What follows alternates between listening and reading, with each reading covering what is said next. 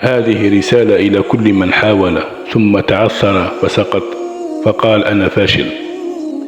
فيا أحبابي، كرسي الناجحين يأبى أن يجلس عليه من يتأثر بالساقطين.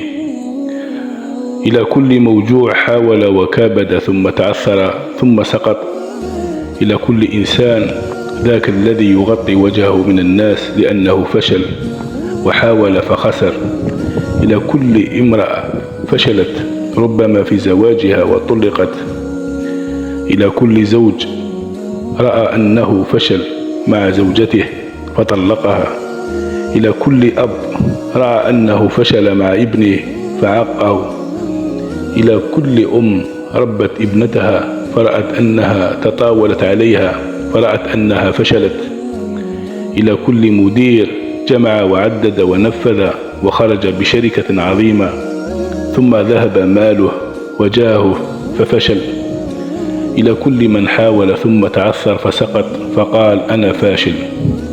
فيا سادة، لا تقل أنا فاشل.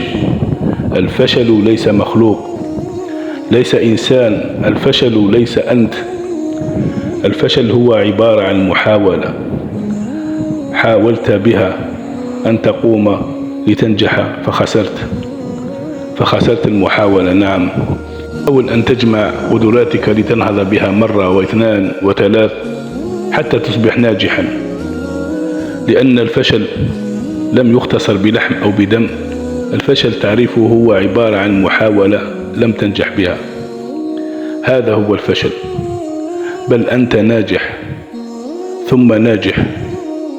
بل قل وردد مررت بطريق الخطأ فسأعود للوراء وأبحث عن طريق الصواب وستنجح إن شاء الله.